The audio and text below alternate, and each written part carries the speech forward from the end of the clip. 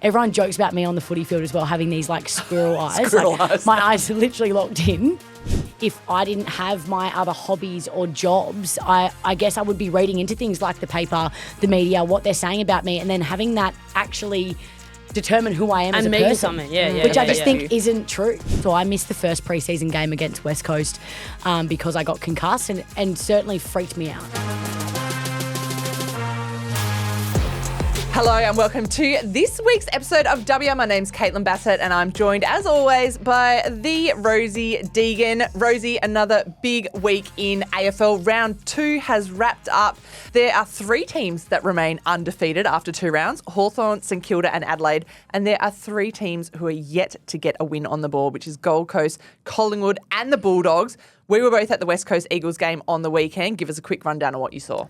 They were competitive, unlike the other people in the West, unfortunately, this weekend. But I just think they were outclassed by Essendon. I think Essendon had the ball in their forward 50 far more. I think Eagles did good to keep it as close as they did, really. And just a polar opposite, like their start in their first round versus their start this week was so contrasting. Like they failed to score in that opening term. I guess they missed the golden opportunity to win back-to-back games for the first time ever in their club's history. So it was a slow start that cost them. You mentioned Fremantle. They went goalless for the entire first home game. They went down to the Crows by 33 points, and we're lucky enough to be joined by one of their star defenders, M. O'Driscoll. She's here, eventually, finally. Your reputation precedes itself in terms of timeliness, but we'd love to welcome Emma O'Driscoll, Fremantle Dockers defender, to the podcast. Welcome to Dubya. Gorgeous. Thanks for having me, guys. Question, has it got to the stage where people lie about what time things start just so you get there on time? Yeah, of course. I'm a neurodivergent and it's absolutely allowed for me to be 5 minutes late, I think. Also, when there's 25 car parks here in Osborne Park, you don't know where to go. So I'll give myself that 4 minutes. And then we were faffing downstairs. So it took us a long time to get up here. Yes, we did. We had a good faff. Anyway, fresh off game yesterday. First home game, Fremantle Community Bank Oval. It was a vibe down there, I'm going to say, but give us a breakdown what you thought happened. I would say off-field crowd, huge vibe. On-field, probably not so much if we did pay attention to the score, which we certainly have. Obviously tough loss yesterday without getting obviously a goal, which absolutely sucks. And we were talking about it before and have a few selective words going through your head that I cannot use on air at the moment. But pretty tough loss, but the crowd, the atmosphere was incredible. We absolutely love playing at Freo Oval. The South Freo grandstand becomes a mosh pit with the families. I think my mum had about 30 vodkas and had the time of her life anyway. So yeah, she didn't care about the score. She didn't care about the score. I was about to say, I knew you were in for a tough game yesterday when I saw that you were leading disposal getter at quarter time. For you as a defender, is that a wake up when you're touching the ball a lot early? Yeah, I would absolutely love for it to not be down there. I think last week we played Essendon and to be able to create that wall and just have it locked in our forward 50 is really nice and just directing traffic. But unfortunately, the ball was getting won by the Adelaide mids and it was coming in hot for a while there. So we were under siege and just trying to do our best to get it out of there. But obviously wouldn't be able to do what I do without the other backs as well. I just thought some of the backs had some incredible performances in Ash Braz. She's come off 2 weeks of incredible performances and Gabby O'Sullivan's been electric off the halfback as well. For you, you're getting through the game. But last week you were held goalless in the first. So there's not a necessary panic yet. Yeah, no. I think at that point we were like, it's okay. We've done this before. Yeah, we've been here. We've been here and we can run over the top of them. We'll be okay. Alas. Not okay in the end. Not okay. It didn't happen. But I think also that's the key messaging there is it didn't happen because we didn't make it happen. So I think we were kind of waiting for it to happen. For that kind of floodgates to open and stuff. Or probably waiting for someone else to do something. And I think that's the key messaging of we can't wait. Let's not wait for someone to kick a goal or let's not wait for Hayley Miller to burst out of the stoppage. Or the momentum to change. Change it. Change it. Do something. So I think that was it. I think we speak about actions speak louder than words. So I think at the time we just didn't have probably enough people stepping up and we had a few passengers and I would say that's detrimental against these good teams like Adelaide. And I think when you can't get on top of clearances as well, like I said, the backs then get put under a lot of pressure. Yeah. And unfortunately we are going to leak a few goals. Yeah, when it's down there, the pressure builds. Because Eb had an insane I was about game. to say, Rosie's good friend, Ebony Marinoff.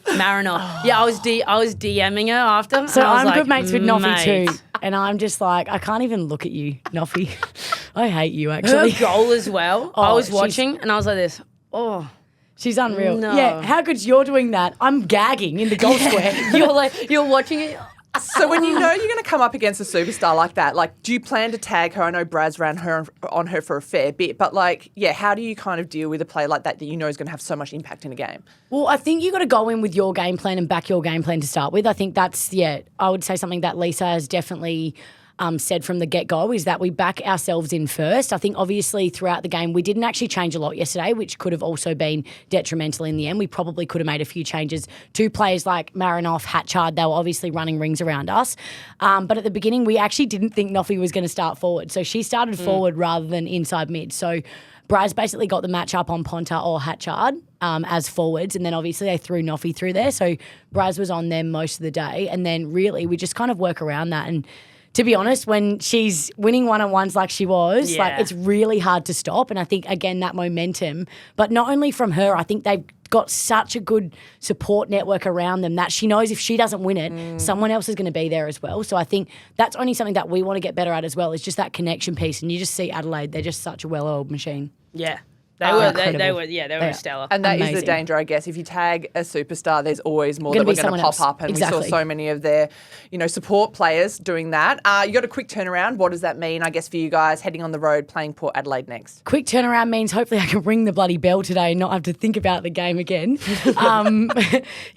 So we fly out on Thursday, play Port on Saturday, which I think is good, to be honest. A quick turnaround so that we know that we can, I guess, make the changes that we need to make heading into next week and actually do that quicker rather than later. I think otherwise we're just dwelling on the last kind of performance. sitting it too much, yeah. Yeah, so I feel like just get me on the plane. I want to pass out for 3.5 hours. Not thinking about not thinking about it at all. I was going to say not raw dog in the flight, but I was like, I don't know if that's colloquial. You know what raw dog is? I do know what raw dog is. You're just thinking about your whole life. You're going through your camera roll, music or anything. I was about to horrendous. say, you said neurodivergent. Tell us about, you've talked about having ADD before, ADHD. Is it hard for you to sit down on the plane? Is it hard for you to sit still? Because you do so many things outside of football, don't you? Yes. I love my 10 jobs.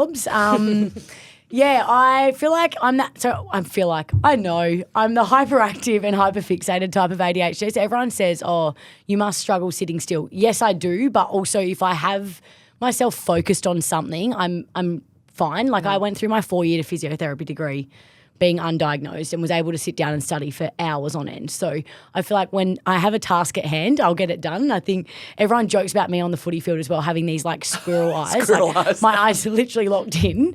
So I feel like that locked in though is exactly how I feel when I'm playing footy, when I'm studying, when I'm, I guess, focusing on one task. It's more when I have multiple things on that I struggle with, like time management and things like that. 4 minutes late, it's going to haunt me forever. I feel like it's good. And I think I wouldn't have all these hobbies and jobs and I guess identities outside of footy if I didn't have my ADHD. And I certainly wouldn't be the footballer I am without it. So I'm absolutely stoked that finally got a diagnosis that explained everything. You went and got like proper diet. Did you think you had it always? With my chin.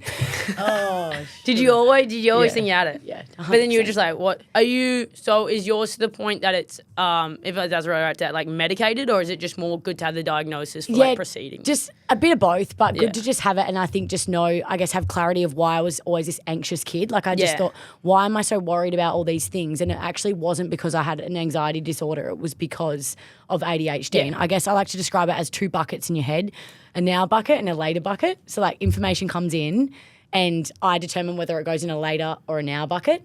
So usually it's like impulsive, like task needs to be done right now. It's obviously in the now bucket. If it's say you got 2 days to do it, later bucket, all of a sudden I've got 30 things to complete in the space of 3 hours. The later bucket. And I'm like, I'm anxious. I'm really anxious.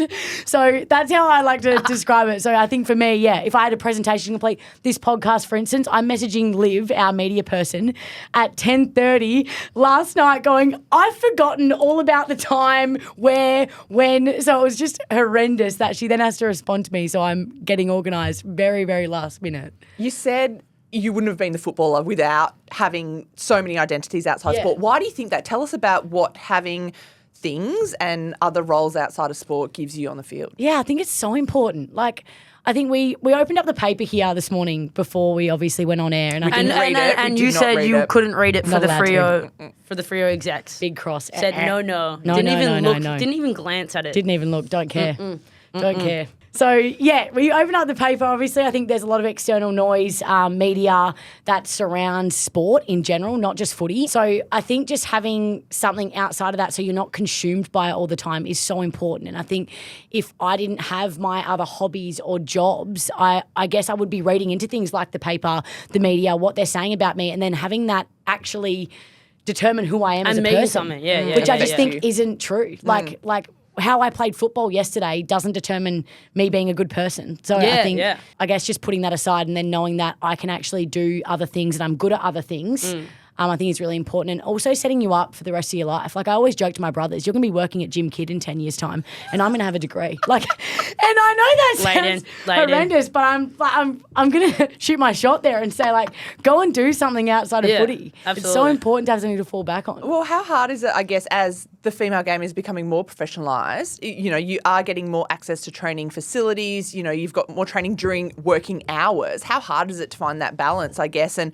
you think, you know, the ultimate dream for athletes is to be a full-time professional, but really, is it?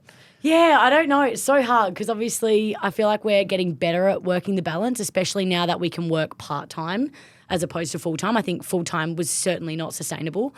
But the part-time work is definitely finding its place in the industry. And I don't know, I think it's still, you'd still have hours outside where you can do hobbies. I don't know, you look at Cody Waitman for the Bulldogs, he's doing all this art and I just think it's amazing. He went to like an art exhibition, raised money for, I don't know what cause it was for, but like just those sort of things, I'm like, yes, that's incredible. He's I still reckon that doing his needs to hobby. be seen more in the media. Like I think it's changing a bit, but like in the past, like when we were growing up, it was always just like AFL, this is all they do. You never saw a personality from an AFL player. You never saw any of that. And then now you're at least getting like, not even like Jack Ginnivan's brought personality to the game. 1,000%. And then, He's like, so fun. Yeah, and people will like him. Like you're seeing like He's Hawthorn. going for a palmy before his game. I'm like, He's carrying a beer. Oh, God. He's doing the beer celebration. That's a whole other story. But how hard is it, I guess? Like, you've worked really hard to get football to the stage where you are getting a full-time professional wage. And we talked to Jess Hoskins last week about making sure you focus and you're putting all your energy in because so many girls are making sacrifices, moving across the country,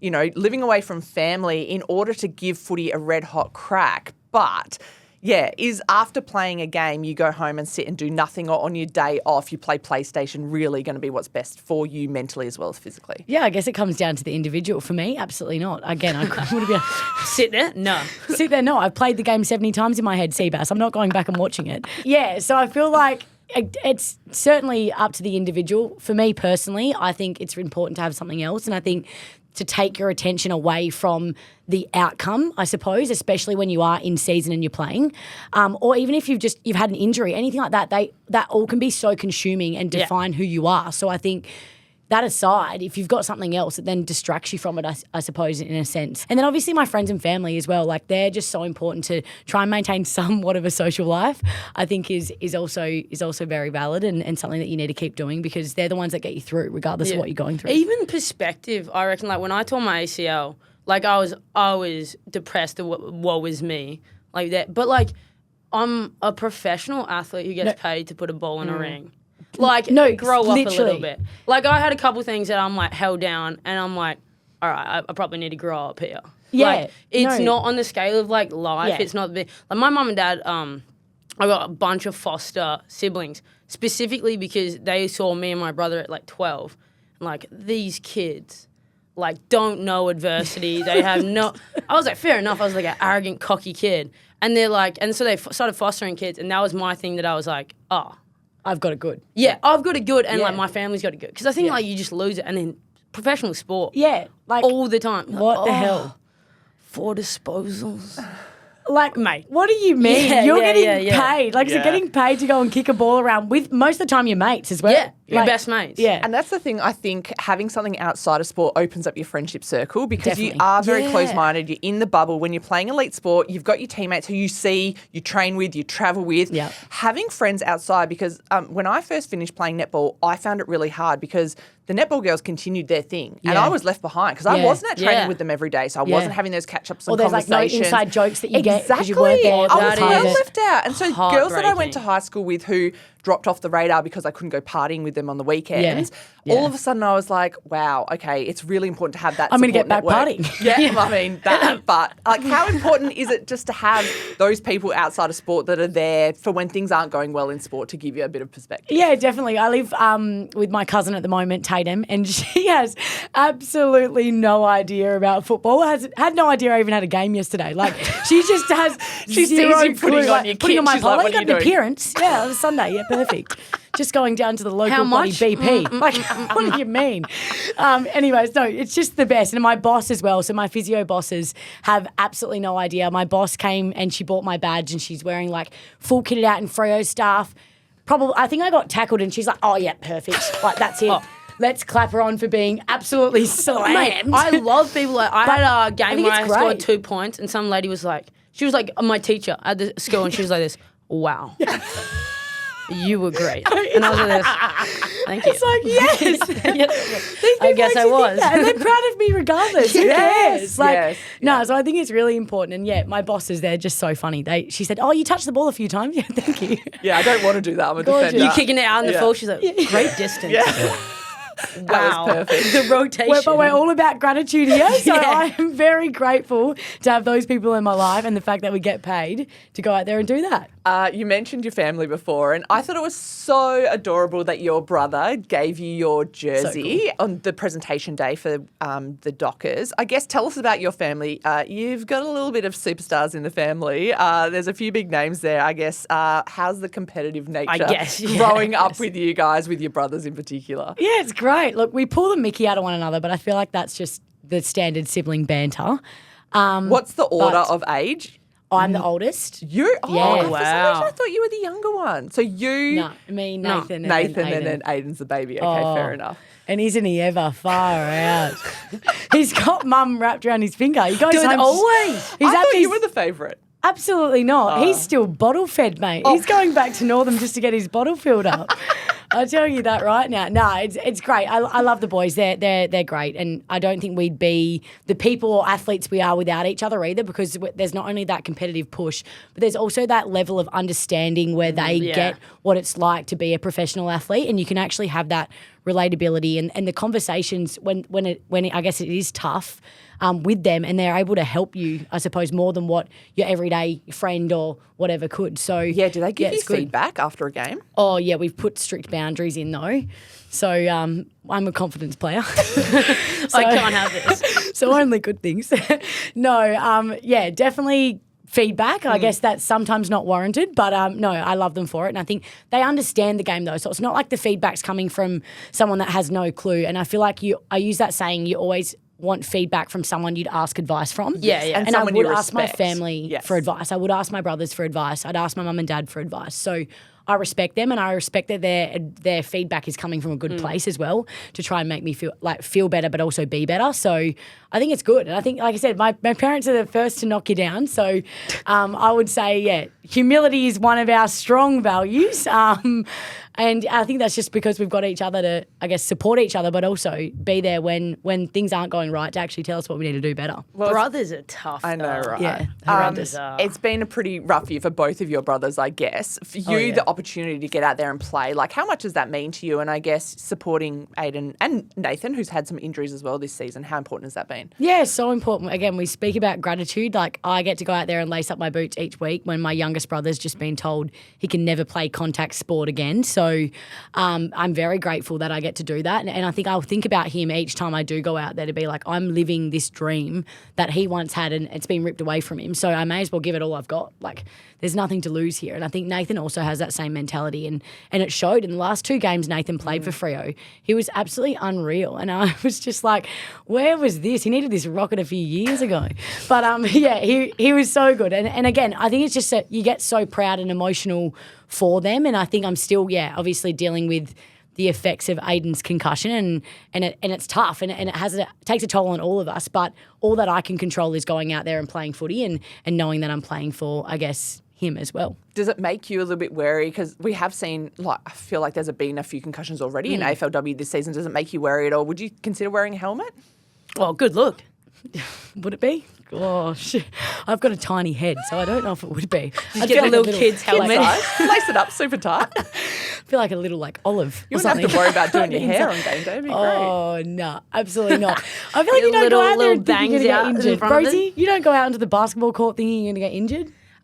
You try not to. Yeah. I feel like you don't think about it, so probably not. I actually had a head knock heading into the season as well, so I missed the first preseason game against West Coast because I got concussed and certainly freaked me out. I was freaked out. I was like, oh my goodness, what if I have to get a brain scan? I think you just go straight to worst case scenario because you've actually seen that worst case scenario firsthand. So I found that really tough. I also didn't want to tell my family because I was like, I don't want to freak them out knowing they've already experienced this. Wow. Aiden was in Perth at the time. He actually had to come pick me up from the club. So I think it was just so emotional for me. I think I probably dismissed what had happened prior to that. But then when it was happening to me and then having him there, I was just like, I felt so guilty and I felt sorry for him having to obviously be the one to support me through this. But even when you start seeing like recovery in yourself, the guilt that has and I'm like, you're like, I'm better. I'm getting better, Yeah. right? Like I've had this head knock like you have, but like for I'm no okay. no explainable reason, I'm fine. Yeah. So, so tough. But then we played Essendon the week after. I only saw that big hit between Bonnie and one of the other small Amber forward. Clark. Yeah. Holy moly. So that's massive hit. Were you triggered? So you'd think that. We actually have vision of me and it says, Driscoll just robbing the nest here. I've come in, picked the ball up and just ran off with it. I've completely disregarded that. Suckers. My teammate Braz is taking Amber Clark's mouth guard out of her mouth on the floor because she is concussed. I've just come in and got play to the whistle. See you later. I'm out open side. Advantage. Oh, Emma. You're the type of person I want on my team, Was to be I honest. triggered? Absolutely not. I was locked in. Squirrel eyes were Clearly on. ball watching. I had no idea about the contest. Let him go. They'll be right. Yeah. But we've got open They'll side get on here, back. girls. Yeah. Oh, look, there's been some other big injuries, and I guess knees is prevalent, very prevalent. We're talking to someone who has a current ACL injury in the room, and I guess the one that we saw on the weekend, which was interesting, was the Chloe Malloy incident, and I guess she did it in training, so not in a game, but then an hour before the game started, the Swans obviously said, they just said knee soreness. So they just said knee soreness, but a journo jumped on it, these pesky journos, and broke that she had done her ACL, but she hadn't actually told the players. What would you do? How would you navigate that situation, I guess, as a player? It'd be so hard. And I think obviously she's just under the instruction of what the club and the medical team want in that circumstance, obviously to try and put the other team off. But I can't even imagine how tough that would be. I honestly can't even put myself in a position where you've just found out you've got a 12-month injury virtually. You're the captain of the football club and you can't go out there, but you also can't tell any of your mates or your family or anyone about it because the media could jump on it. So for her to be able to go through that would be such a mental battle. Obviously, Rosie, I want you to speak on this as well because you've been there. But I was so tough. I was that person not telling anyone. So I did mine. Like you relatively know you've blown out a knee when you blown out a knee. So I did mine the second ACL in one game. So I relatively knew I did it. But I came to, I think, 2 basketball games that we had, and I was like walking because ACL, like you're relatively, you can recover. People are asking me, yeah, I think I'll be back probably in the next like 3 weeks, maybe 4 weeks. I don't know, because I just didn't want to deal with it. Because I like for but me, you knew, like you got the scan straight away. I knew absolutely. I tore it all, and I'd be like, like I don't know, just because I didn't want like you get this with like fans, love them, need them, but they don't know you. So it is a real tough thing when you have people presuming they know you, and they have this they have this care. So I had like people being like, oh, we cried for you and stuff like that.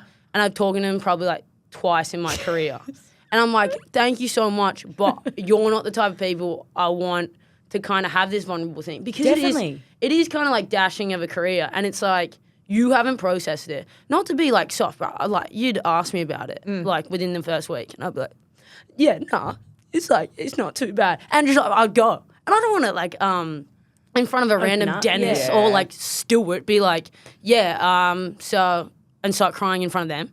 I don't want to do that. I just lied. I think the importance as well, when you are so close to your team, you want your teammates to know before anyone. Definitely. And I think it was interesting. She said she lied to her teammates about it, which, I mean, if you put the we before me, like before a game, you don't I would want to tell my teammates because I would want them focused to get out there and to win. And so taking incredible. the focus off you and putting it on them and not saying anything. Yeah, I think it like So it's been brave. shown as like a negative thing, like lying. But I think it's like quite selfless to be like, I'm in a really negative stage where I probably want my best mates and my friends to be supporting me, but I'm going to put the team and the club ahead of me and that support right now, and I'll tell them after. And like, that's I think why that's she's a the big captain. thing. Yeah, and I think that's why she's captain. But I think like there was like an article being like, she lied, and I'm like, nah, mate. Yeah, she the old didn't. clickbait. Yeah, the old clickbait. She lied. Like, nah. Like, she's going through like a really tough injury because it is like ACL is like a year, but it's also like a terrible year. So it's like A sheer. And like so like for her, give her some space. Like I think the best So part tough. as well, like she's the captain, she still wants to be involved. You've got that going on at your club at the moment with Ange. How great has it been having her sideline and still involved from that perspective? Yeah, and Ange is obviously one of the most selfless human beings I've ever met in my life, and she just epitomises leadership to me. So she's such a good role model, obviously for myself, but all the younger girls coming through as well. And I think that's why she's voted into that position too. So she did her ACL at the start of the year, before the season, and obviously knew that she was then ruled out and still managed to be voted in as captain. So I think that's just a testament to her character. She's such a ripper, and we know she'll absolutely smash this rehab period, and she'll be back next year stronger, fitter, faster than she's ever been. So yeah, back her in 100%, but also her and her new role now. On game day, she's on the bench just doing the headset, so she's able to pass on messages to players, but also just be there as that support. I think it's also great, but also like Rosie, you mentioned before, perspective for us to come to the bench and be like, oh, it's not going our way. I've done this wrong, and then realizing you're talking to someone who's not going to get out there for the whole year. Yeah, absolutely. It definitely provides you some perspective to be like, hang on. Shut up, Emma. You're talking to Ange. Ange is here. That's the same for supporting you. Can't get out there. like our mutual friend Tildy, same thing, and she's been voted on the Eagles leadership because it's the same presence. She's an incredible human being. An incredible human being, and like you come off, and you're seeing her giving you facts and like even about the game and leadership.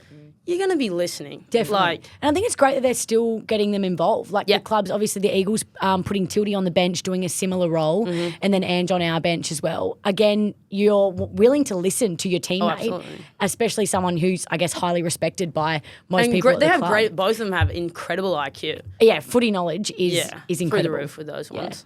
So I think it's great. You can always flip it to a positive, and they both have. So it's like we can't be thinking, oh, we feel sorry for them because they're both flipping it to be like, I'm going to learn and I'm going to grow and I'm going to get better. Tildy's my worst enemy. I'll be all like texting her like, oh, my patella hurts. She's like, oh, you'll be fine. Head up, champ. All right. How good's when you get champed though? Yeah, she's champing me. Oh, yeah. Like she just, oh, well, you get through it. My physio said you'll be fine. Oh. I said. Also, your face right now with zero smile. It's like, that's literally how she would do. So serious. You'll be fine. It's all good. She's on the phone like, no change in expression. She's like, mate, thank you're you, good. positive Pete, but I actually want you to kick the can with me. I thought you're in an ACL tear. I thought you'd be down with me. She's flying higher than a kite. So one of the netball things we used to do at the Diamonds was we'd do good and growth after a game as like a bit of reflection, throwing forward. So what are some of the good things and what are some of the growth that you've got to take into Port with you? For the team? Yeah, from the game. Not yourself. What was good from the game that you want to take forward? From the game was, I definitely think our backs, like I know I'm biased because I'm there with them, but backs a team within a team. And I thought that we locked down really well. And the fact that Adelaide had so many more, like they could have had so many more scoring opportunities if it wasn't for the likes of Braz. Maddie Scanlon had a great game as well. She really stood up. And just the ability to win our one-on-ones, super proud of that. And I think just our forwards, I actually feel so sorry for them because they were actually starved of opportunity. Like they were there presenting. Our half forwards probably got sucked up a little bit, but our deepest forwards like Laura Pugh and Anya Tai, like Anya Tai was like 5v1. Like she was literally halving 5v1 contests. Like hats off to them because they just didn't lose that grit all game. So I think that's really good. Growth areas would be, how good's always blaming the mids. Maybe they can win the ball. Nah, But our mids definitely know that they probably needed to be better in terms of the hunt of the footy. Yep. We knew we were coming up against a really good midfield in Adelaide, but I think the fact that we went away from our own game style of winning the ball, and then when we can't get first hands on the ball, we obviously then can't win clearances, and then we're on the back foot trying to chase. So I think going into next week, we really want to just go back to that hunting style, winning the footy first, and also then using our numbers to support each other as well, rather than just relying on, oh, Rosie's going to pick the ball up there, I'm just going to sit back. Like getting in to support her, whether that's a block, whether that's tackling if she can't get rid of it, or whether that's getting the handball, just to help support each other better. And that's not just mids, that's across the ground. I think we can be better at. That's what just happens when you're losing, though. You kind of get you're waiting for someone to do incredible thing. And but to be honest, in previous years, you probably had a Turbo or an Ange Janet who stood up and did those things. So now the opportunity for others to realise, like, oh, I've stood back and waited in the past. Actually, my role is to get in there. I got to win the ball now for the team. And I think communication's a non-negotiable for us as well. I think it's when your back's against the wall, it's when your leaders really stand up. And I think that's when the people that can use their voice in those moments and actually action things is probably something that I value so highly. And when we vote our trademark player of the week, and that's not best player, that's just someone who is going out there, leaving their back out there, communicating, picking their teammates up off the floor. We probably had less of those trademark acts yesterday, which is why our performance was overall down. I think if we can then just bring it back to trademark and go, these are the efforts we need to be providing, because they do, those moments inspire you. Like you see Turbo lay 15 tackles a game. It's inspiring. You see, what Ange previously has done, but even like just Dana East putting her head over the footy and winning the ball. It's like they're inspiring acts that you know that they can do and keep bringing, and then it makes you want to be better as well. So bring it back to that always. Well, either win or you learn, and so there's plenty of things for you guys to learn heading into Port, and we wish you all the best of luck. Yes. And we'll chat to you soon. Thanks, hopefully. team. You're incredible. Well done. I'm all with the claps in the mic today. Yay. I'm clapping myself, I think. As always, plenty of news has come out of round 2, Rosie. And unfortunately, the season is already over for a couple of AFLW stars. Taylor Harris, she's been ruled out. She injured her left shoulder, so she dislocated it during a preseason camp, and then she re-dislocated it in a game last week. And there's also been 2 ACL injuries, Chloe Malloy and Port Adelaide skipper Janelle Cusperson. It's just really sad because it is such a short season, and to have an ACL injury, we saw so many of them last season. Is it something for players to be concerned about? I think absolutely. I think the rate, unfortunately, that women are tearing their ACL and AFLW, even from the kind of start of the competition, has been quite concerning, even for women kind of standards. So to see another 2-star players go down with an ACL, it's a long injury, it's a tough road back, and I think then reintegrating back into AFLW where there is a high risk of doing it, you do have a little bit of stress around it and that return, and even getting back into the sport after doing it once, like your chances go up. Well, we're talking about as well, like when is the next season going to be? And if it is in March, these players won't be ready for that season, unfortunately, as well. So they're going to potentially miss 2 seasons, which is sad. Yeah, it's ridiculous with the short seasons, especially with it moving. There's just so much uncertainty that if they do move it up, these girls either are pushing a pretty quick rehab, which is risky, or then they're going to miss 2 seasons for one injury, which is pretty disheartening.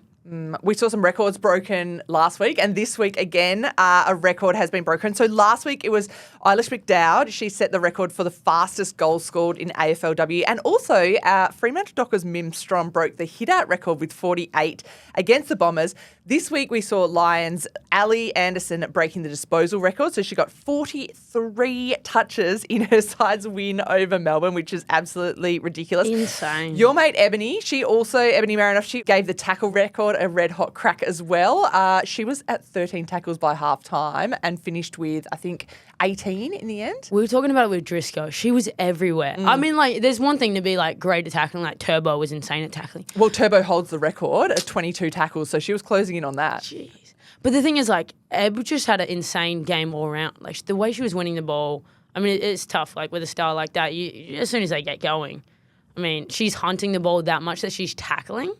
Like, 18 times is insane. Like, she's winning it and tackling that much. Like, someone's got that momentum, they're pretty tough to stop. So Someone else that had a pretty amazing game, even though their side did lose, was Beth Schilling, and she actually has been nominated for the Rising Star this week, which is awesome. Great performance by her. She had a game-high 7 marks, 11 intercept possessions and 3 tackles, and I guess her development as a defender has been so rapid, and we were both surprised that she actually fit into the Rising Star category. Yeah, we had to research it because I was going through her Instagram and I'm seeing she's gotten drafted in 2022. So I'm like, how is this? But she's only played 9 games. So then, like, I don't know. Like, it's insane for her, that game. And especially when you're in a losing team, to still have a performance like that, being pretty fresh into the AFLW is insane. So well deserving to her. Some good news finally out of the West after 2 losses this weekend. So we'll take it. Yes, and it is a quick turnaround for both of our teams. So the Eagles are taking on Bulldogs. They're heading to Whitten Oval. Hopefully the opportunity for them to get a win. The Bulldogs have struggled so far and Tough start. not had a win. So opportunity to get a scalp and get back on the winners list there. And then the Dockers are going to be playing against Port Adelaide away as well. So plenty of AFLW action happening next week with round 3. Remember, you can listen and watch this podcast on YouTube Music, and don't forget to follow or subscribe so you never miss an episode. Leave us a rating. Tell us what you think. Leave us a review and tell your mates. And we would love to hear from you. I don't know if we've had any emails yet, but it's offensive. Want to write us an email, go to dubya@wanews.com.au. We haven't had an email. We will respond. I know, right? Send us an email. I promise we'll write back to you. Maybe tell us who your game of the week was or who your player of the round was. We'd love to have a chat with you about that. And we will see you next week to review the stories coming out of round 3.